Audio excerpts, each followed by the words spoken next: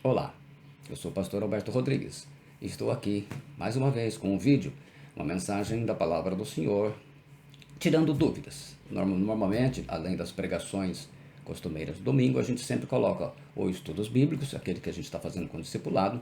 Em breve nós vamos publicar sobre Jesus e o tabernáculo no deserto. E também tratamos com assuntos polêmicos. Eu tenho selecionado três dos mais polêmicos. O primeiro, esse de menor tamanho, eu apresento hoje. Não vos embriagueis com vinho. Efésios 5,18. A segunda parte do versículo não será tratada nesse vídeo, né? Mas enchei-vos do Espírito. Esse é um outro tema para um outro vídeo. Nós vamos tratar apenas a parte do não vos embriagueis com vinho. E aí nós temos aquelas dúvidas. Eu sei que nem todo mundo vai gostar, especialmente aqueles que defendem isso, mas a gente aqui quer tratar a gente sempre trata as traduções, aquilo que a gente conhecemos pelas nossas traduções da língua portuguesa, sempre pelos originais, quando é o Antigo Testamento pelo hebraico e quando é no Novo Testamento pelo grego, para a gente checar aquilo que está sendo interpretado. E aqui é um assunto polêmico que tem gerado muitas dúvidas e que muitos se apegam a esse versículo para dizer, ó, não vos embriagueis com vinho, mas quer dizer que então pode beber um pouquinho. Paulo está autorizando um pouquinho. Então a gente vai trabalhar com esse versículo, explicar tudo o que demanda nele. Então esse vídeo foi dedicado somente a isso, ok? Peço a sua paciência e que você possa assistir a mensagem até o final. Então o apóstolo Paulo traduz aí, coloca aí a palavra não vos embriagueis com vinho, mas enchei-vos do Espírito. Não vos embriagueis com vinho. Nós vamos então ver, existe assim uma regra em teologia, e eu sempre tenho colocado nas minhas mensagens, sempre que lembro. Você não pode criar uma doutrina baseada em tradução de Bíblia, correto?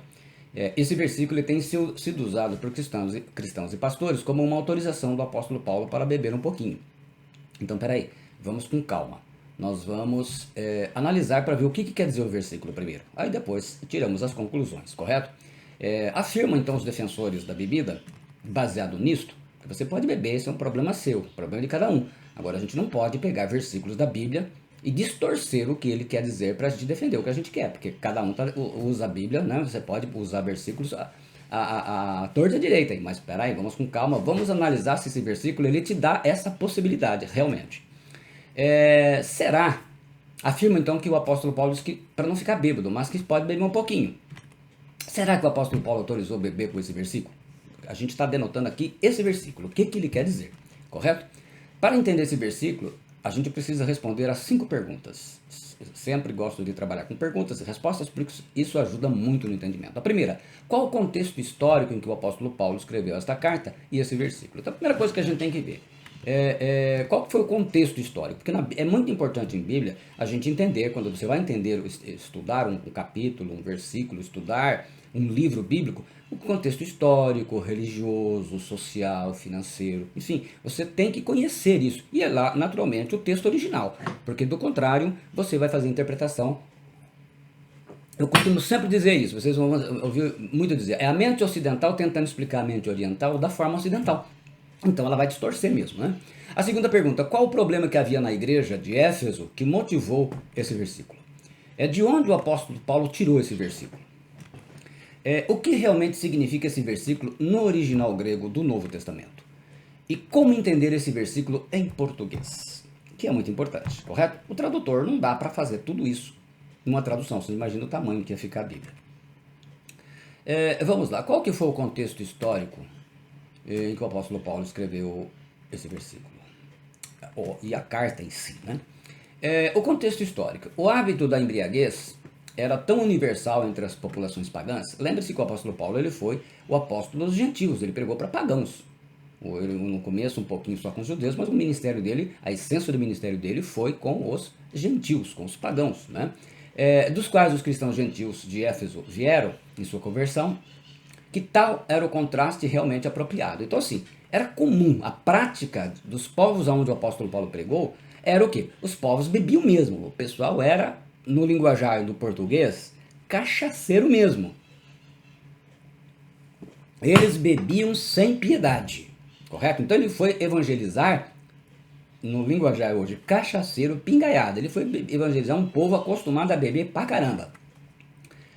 Os efésios, antes da sua conversão, eles adoravam um deus romano chamado Baco, correto? Ou, conforme os gregos, Dionísio, correto? Então, para eles era mais o Dionísio. Uma espécie de Zé Pilintra de Roma, que era um deus que era adorado e incentivando a bebida, correto? Era necessária a bebida para o seu culto. Os aspectos religiosos de se embriagarem nos cultos, eles eram vistos nos festivais e na adoração a esse Dionísio, o Baco, né? Que se tornou o deus Baco para os romanos. Nos rituais da iniciação a Dionísio, os futuros bacantes, já devidamente controlados pelo álcool, quer dizer, o sujeito já estava mesmo no alto da bebida, gritavam um mantra invocando todos os nomes de Dionísio. Io bromios, io dentrites, eu bromios, eu dentritos. Então eles diziam essas coisas aí. Os transes místicos das religiões pagãs eram promovidos com o generoso uso de bebida alcoólica, especialmente vinho. Como você vê hoje o pessoal que faz essas cantatas, bêbados, né?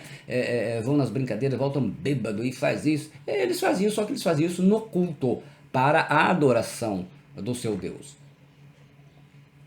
O vinho era a bebida mais importante do mundo antigo, no Mediterrâneo, e era fermentado para preservá-lo de transformar-se em vinagre. Na verdade, existem dois tipos, né? Tanto na palavras hebraicas no Antigo Testamento, como no Novo Testamento. Mas eu vou deixar isso para um outro vídeo, para explicar direitinho para vocês. Vou ficar só nesse aqui para não estender mais. Qual que é o problema que havia na igreja que motivou esse versículo, então? Embora já haviam sido batizados, muitos dos cristãos e cristãs de Éfeso, homens e mulheres, continuavam a participar dos cultos do deus Dionísio. Para eles, ainda estavam em processo de discipulado, de evangelização, para eles era comum, né? Normalmente, hoje, a gente vê as pessoas que querem ser cristãs, mas não querem largar as coisas do mundo, e os efésios não eram diferentes. E nesses cultos de adoração pagã, os cristãos bebiam e praticavam orgias sexuais, porque acabavam recebendo em seus corpos demônios que os controlavam. Então eles eram literalmente possessos nos cultos, né? E assim, eles cantavam, sentiam muita alegria e também profetizavam. O apóstolo Paulo, então, chamou a esse pecado, também cometido pelos coríntios, que também eram gregos, né, de cálice dos demônios, lá em 1 Coríntios 10, 19 e 20. E essa era uma situação de muitos cristãos e cristãs de Éfeso, dentro da igreja. Eles eram literalmente irmãos pingaiadas, irmãos cachaceiros. E claro, o apóstolo Paulo tem que trazer o ensino do evangelho para eles, né? Agora, de onde o apóstolo Paulo tirou esse versículo? Antes da gente deturpar, precisa entender. De onde o apóstolo Paulo tirou esse versículo? O apóstolo está citando, aqui o apóstolo Paulo está citando Provérbios 23, 31, de acordo com a versão da Septuaginta, a famosa versão dos 70, na verdade é 72, né? Tradução do original hebraico do Antigo Testamento para o grego, que foi feito a mando da época do imperador Alexandre. O texto diz, traduzido para o português da Septuaginta: não vos embriagueis com vinho, mas falai com pessoas justas e falai ao andar. Todo o trecho descreve as consequências inebriantes e humilhantes do consumo da bebida alcoólica. Se você pegar esse texto nas nossas traduções, Provérbios 23, você vai ver que ele fala bastante sobre essa situação. O apóstolo Paulo, então, ele citou esse texto se referindo aos irmãos efésios, né, que eram gregos, como eu já falei, que antes de se converter ao Senhor Jesus, eles eram adoradores do culto do deus grego Dionísio, ou Baco para os romanos, o deus do vinho. Poderíamos dizer aí, né? Poderíamos até pensar assim: será que não seria o principado Belial? Bem, poderia ser, porque ele está envolvido com isso, né? Festas de orgia, verdadeira insânia, ritos religiosos, mas eles continuavam na velha prática da bebida, quer dizer, eles haviam se convertido ao cristianismo, mas ainda não haviam sido libertos. Essa é a verdade. Um verdadeiro culto dos demônios havia farta bebida alcoólica. O que realmente significa esse versículo no original? Então, feito essa apresentação para vocês, vendo os problemas que tinha, agora o que significa esse versículo no original? E não vos embriagueis com vinho. A palavra metusco aqui, depois eu vou, no finalzinho, eu vou falar sobre as palavras no grego do Novo Testamento para bebida, bebedeira, né? Significa embebedar, ficar bêbado. Embriagar é ficar em êxtase, é elevar-se, é maravilhar, é inebriar, é alucinar, é ficar extasiado, é ser arrebatado, como eles diziam, né? Os cristãos de Éfeso, eles acreditavam que o Dionísio ele entrava no corpo dos seus adoradores e eles se consideravam unidos, habitados e controlados por Dionísio, que lhes dava o quê? Poderes e habilidades especiais, aonde eles profetizavam, eles cantavam, eles dançavam, eles tocavam músicas frenéticas, né? Aquele completo delírio, como o pessoal faz nas discotecas, nesses shows, né? Hoje, que hoje não usa só bebida, né? Usa droga também, mas naquela época era essencialmente a bebida. E cometiam todo tipo de pecado sexual, tudo inspirado com o efeito do vinho e dos demônios que estavam naturalmente presentes aí, porque os demônios que patrocinam a bebedeira. Aí ele fala no qual há dissolução, né? A palavra azotia em grego quer dizer vida dissoluta, desperdício, dissolução, bebedice, vida descontrolada. São coisas más que as pessoas fazem quando estão debaixo do controle da bebida alcoólica, né? Embriagadas, inspiradas pelo efeito do álcool. Se você já foi em festas, mesmo festa de casamento, festa que corre bebida alcoólica, muitas delas terminam em pancadaria, um ofende o outro, mesmo em empresa, né? Um mexe com a mulher do outro e vira aquele rolo danado, porque é o efeito do álcool, né? Mas enchei-vos do Espírito. Então ele fala aí, a palavra enchei-vos é pleiru em grego, o verbo, né?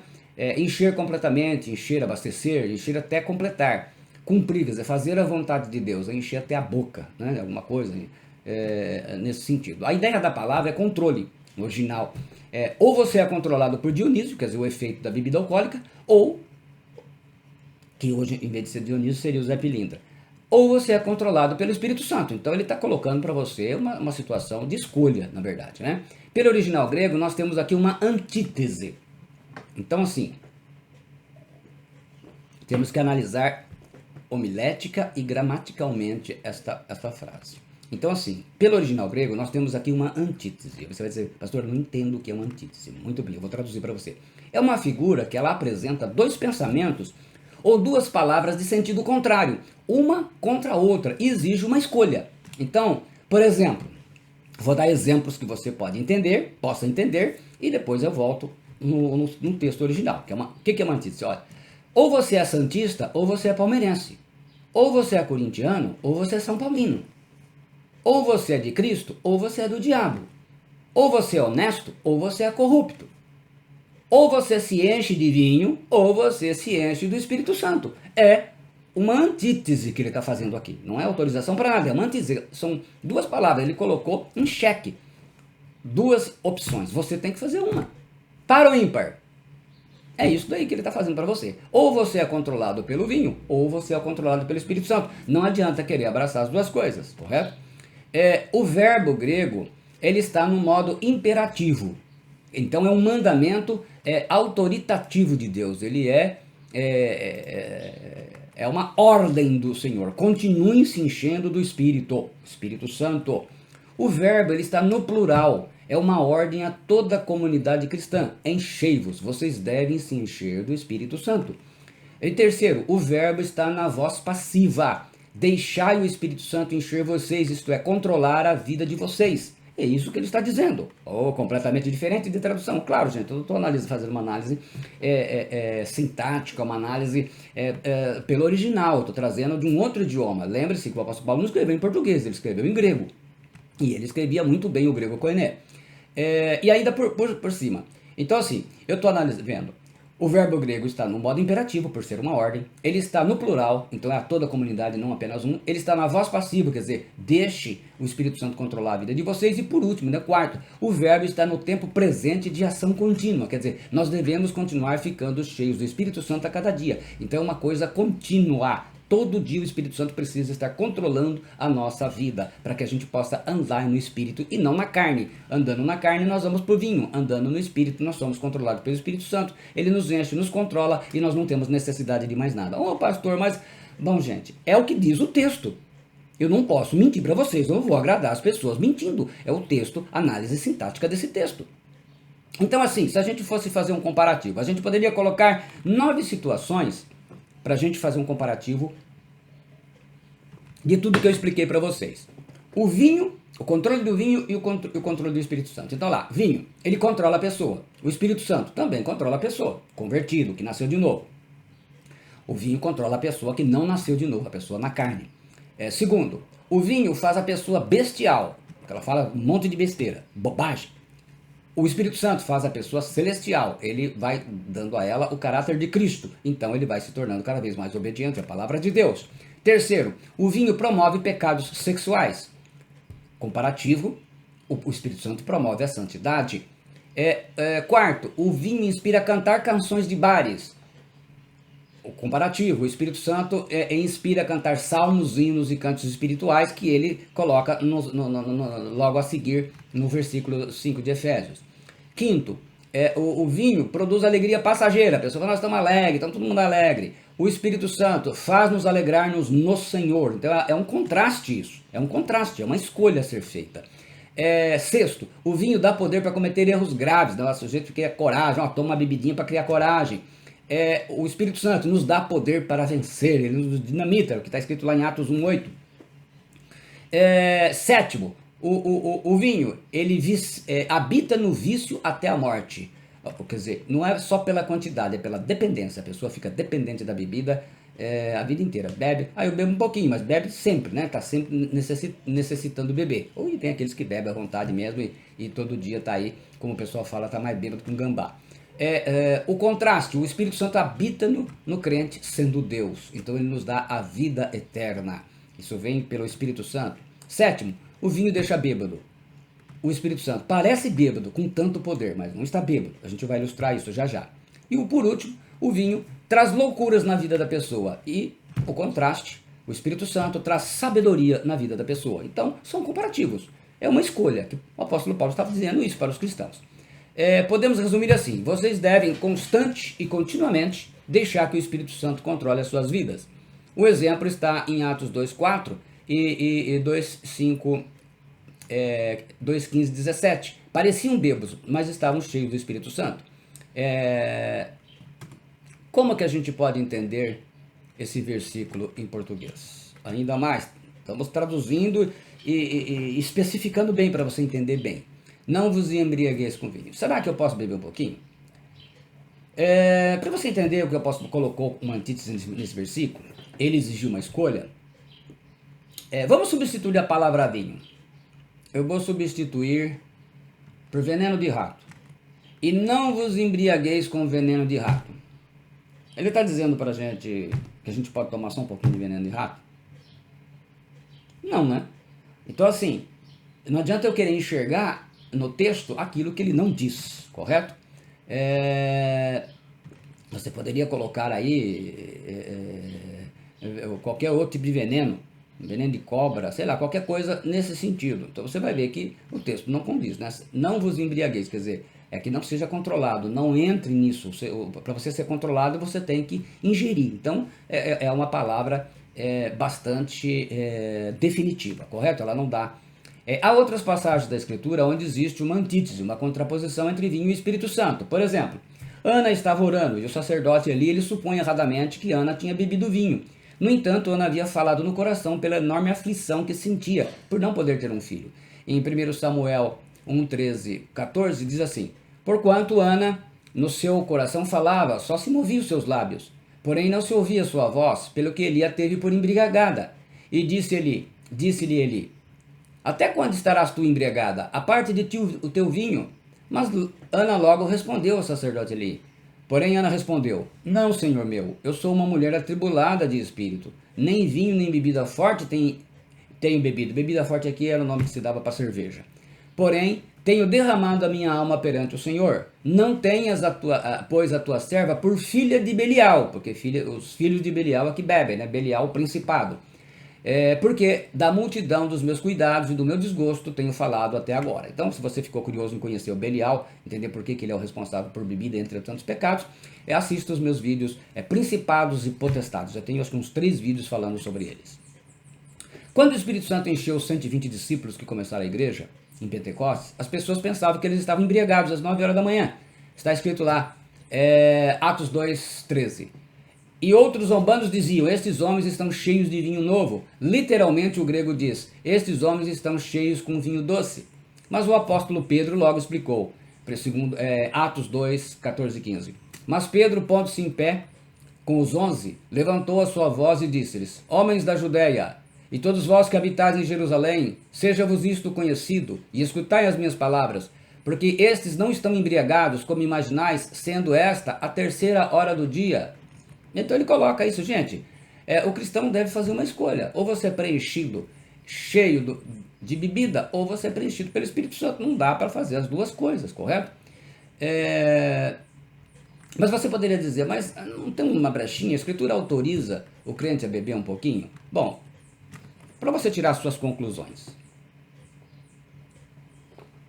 No Novo Testamento, nós temos 5 palavras usadas pelos apóstolos. Nós vamos ver para a referência de bebida. E nós vamos ver que em todas elas, como que é o procedimento que os apóstolos colocam. Então, nós temos a palavra metei, que vem da palavra, gera palavras como metusos e metusco. Eu vou citar o texto logo para vocês verem. Potos, a segunda. Terceira é oinofilugia. Oinofilugia, também nós vamos ver essa palavra. A quarta, comos. E a quinta é kraipalei. Então são 5 palavras traduzidas, nós vamos ver no Novo Testamento, que são palavras gregas, referente à bebida, nós vamos ver o uso dela no Novo Testamento. Então vamos lá. A palavra bebedices, aqui a palavra metei, que significa embriaguez, intoxicação, que é o êxtase pela ingestão de muita bebida alcoólica. Então aqui, embriaguez, aqui o sujeito bebeu mesmo. Daí vem palavras como metusos e metuscos, que aparecem em 1 Coríntios 5,11, Romanos 13,13 e 1 Tessalonicenses 5,7. Eu vou citar aqui. 1 Coríntios 5,11 nós lemos assim, mas agora vos escrevi que não vos associeis com aquele que, dizendo-se irmão, quer dizer, diz que é cristão, discípulo de Jesus, for devasso, avarento, idólatra, maldizente, ou beberrão, ou roubador, com o tal nem ainda comais. Aqui ele está se referindo à ceia, né? Beberrão é a palavra metusos, bêbado, aquele que se embriaga por hábito, está sempre bebendo.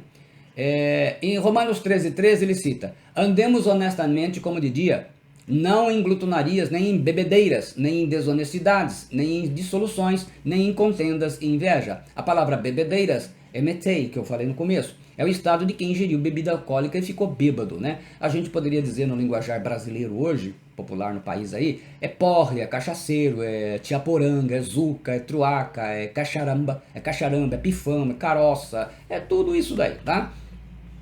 1 Tessalonicenses 5,7, ele diz assim, porque os que dormem, dormem de dia, dormem de noite. Porque os que dormem, dormem de noite. E os que se embriagam, os que se embebedam de noite. Embriagam, a tradução traduz a revista Almeida, revista atualizada. A minha, a que eu uso, traduz embebeda. Tanto faz. Uma coisa ou outra está correta. A palavra metuo quer dizer estar bêbado. Então, ele está falando aqui, o apóstolo Paulo está sendo bem claro com relação a essa parte, essa palavra. A segunda palavra, ela vai aparecer como borracheiras na Almeida Revista Atualizada ou borrachices na Almeida Corrigida Fiel. Ela traduz a palavra potos, que é uma festa que envolve aí ingestão de bebida.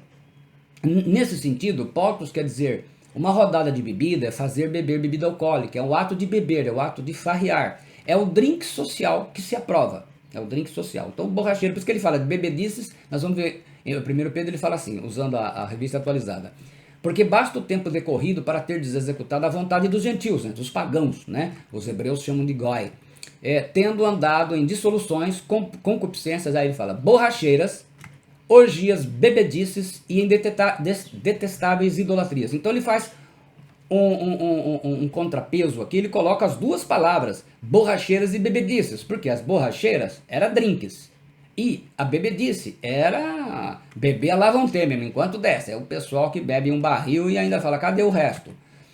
Terceira palavra, traduzida em algumas traduções como bebedor de vinho, nós temos aí a palavra oinopotes, que significa bebedor de vinho, dado ao vinho, o que bebe com frequência, que fica em embriaguez prolongada.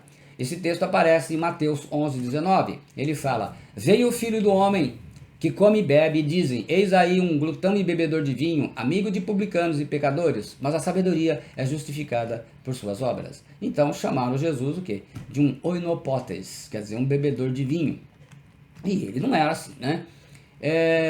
Daí vem a palavra oinofilogia. Oinofilogia, que significa bebedices, embriaguez.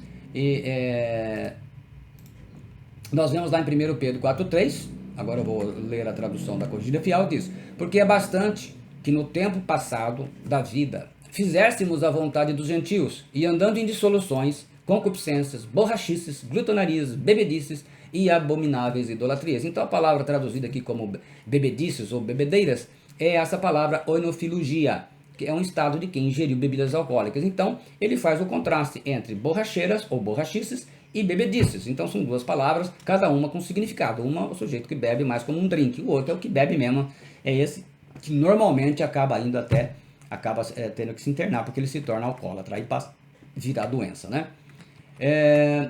A quarta palavra, traduzida como baderna e farra, geralmente como resultado de embriaguez, é a palavra komos, de onde vem o verbo kimai. É de alguém, uma palavra utilizada para significar alguém sepultado sob o poder do diabo. É como se pudéssemos dizer literalmente embriagado pelo diabo.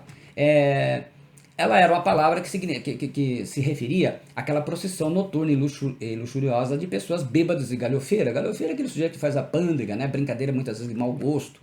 É o sujeito que bebe e já não tem mais controle do que fala e acaba falando coisa e ofende os outros.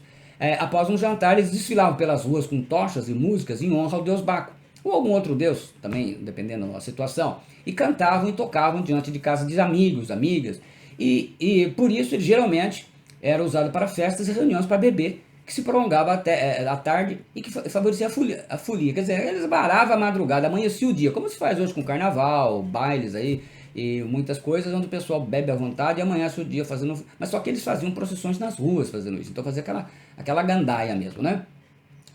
Na escritura, esse texto, pelo menos eu não encontrei esse texto sendo utilizado diretamente para a bebida. Ele vai aparecer em 1 João 5,19, onde ele fala, sabemos que somos de Deus e que o mundo inteiro jaz no maligno. A tradução da Almeida Revista Atualizada traduziu aqui como jaz no maligno. É como se dissesse, ele está embebedado pelo maligno, ele está intoxicado, ele está conduzido pelo maligno. Né? Eu também explico isso nos textos, nos vídeos que falo sobre principados e potestades, né? Aí por último a palavra traduzida como embriaguez é a palavra kraipalei, que ela denota o que? A náusea e o desconforto que resulta da embriaguez. Em Lucas 21:34, Jesus disse, acautelai-vos por vós mesmos, para que nunca vos suceda que o vosso coração fique sobrecarregado com as consequências da orgia, da embriaguez e das preocupações desse mundo, e para que aquele dia não venha sobre vós repentinamente como um laço, ele falando da sua volta.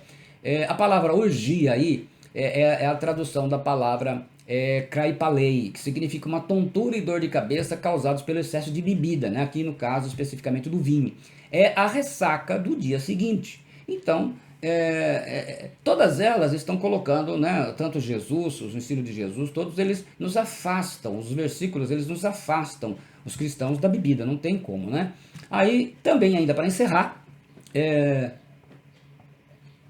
então olhando essas 5 palavras, 4 estão diretamente ligadas à bebedeira, e todas elas, né, nós vemos aí que Lucas, Mateus, Paulo e Pedro, os apóstolos, evangelistas do Senhor, todos eles usam a palavra no sentido de tirar o cristão do uso da bebida alcoólica. Aí tem um texto que sobrou aí, falando sobre 1 Timóteo 5,23, anda lendo assim, não continues, o apóstolo Paulo escrevendo para Timóteo, não continues a beber somente água, usa um pouco de vinho por causa do teu estômago e das tuas frequentes enfermidades. Eita, mas aí esse versículo, não é esse versículo, pastor, então vou incluir ele aqui como um bônus para quem tem procurado conhecer a palavra do Senhor. A palavra vinho, ela não aparece no relato da ceia, para a gente ter uma ideia, mas eu vou deixar isso para um outro vídeo, né? E nós vamos ver que tanto para os hebreus como eles usavam 2 palavras, que também no grego tem 2 palavras diferentes, né?